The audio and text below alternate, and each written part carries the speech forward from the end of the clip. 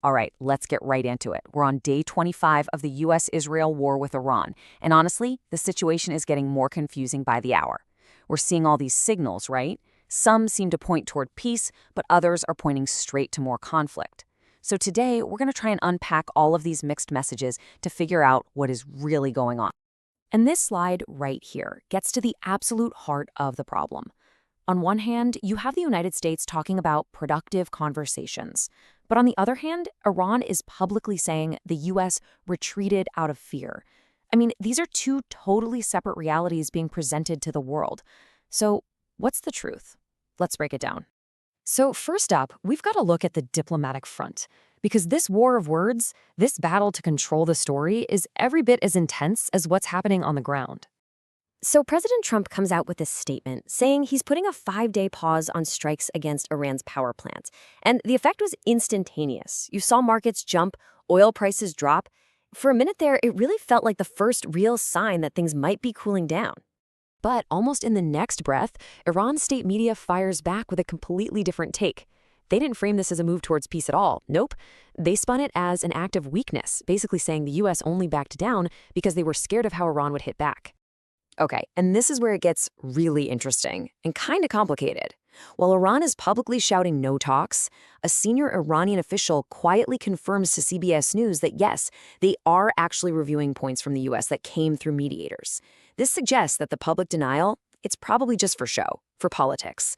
Behind the scenes, that door to diplomacy isn't totally slammed shut. And the U.S. side is dropping some breadcrumbs, giving us a few details about what these secret talks look like. We know there are mediators. We know presidential special envoy Steve Witkoff and Jared Kushner are heading things up for the Americans. And then the White House floats this, a potentially massive breakthrough. They claim Iran has agreed, at least in principle, to never ever acquire nuclear weapons. Okay, so you have all this talk about breakthroughs and diplomacy. But while the diplomats are talking, the soldiers are still fighting. The reality on the ground paints a much, much darker picture than all the rhetoric about peace talks. Make no mistake, the fighting has not stopped. Not even close. We're watching these active, tit-for-tat military strikes play out in real time. You've got Iranian missiles slamming into Tel Aviv, causing some serious damage. And in return, Israeli jets are hitting key targets in Tehran, including the headquarters of the Islamic Revolutionary Guard Corps. And this quote right here really tells you everything you need to know about the military mindset. This is from Iran's Islamic Revolutionary Guard Corps, the IRGC, a very powerful branch of their military. They're essentially saying, look, we don't care what the politicians are whispering about. Our eyes are on the battlefront. They just see all this diplomacy as contradictory behavior. And this is the devastating human cost of that battlefront. Far away from any strategic targets, residential buildings are getting hit. This image of Red Crescent workers searching for a child in the rubble in Tehran, it just puts a very real and very tragic face on all of this violence. You know, a fire like this was never going to stay contained. The instability is now bleeding across borders, and it's pulling in neighboring countries and putting the entire region on high alert. And you can just see the chaos spreading. Look at Saudi Arabia, scrambling its air defenses to knock down drones aimed at its critical oil facilities. Then you have Kuwait, where air raid sirens are becoming a constant sound as they try to fend off missile and drone attacks.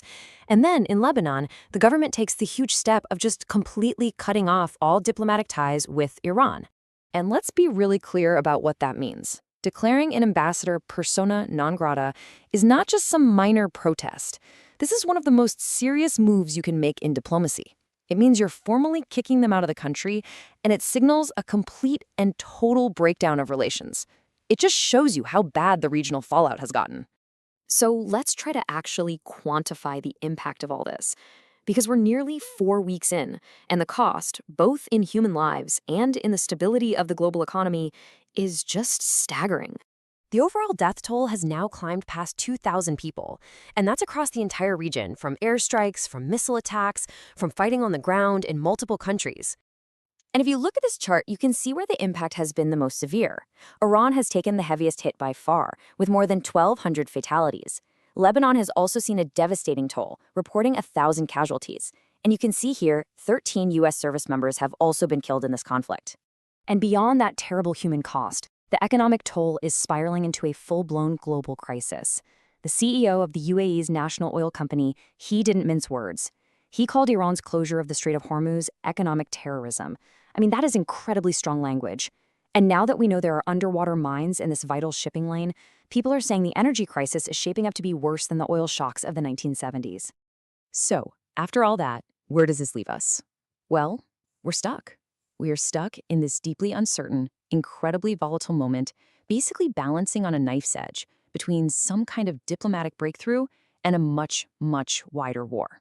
And really, it all comes down to this question, doesn't it?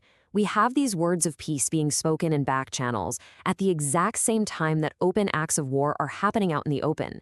The path forward is anything but clear. And the question for everyone is right here. Will it be the words of peace, or will it be the acts of war that ultimately define the future? The entire world is watching to see which of these two contradictory forces wins out.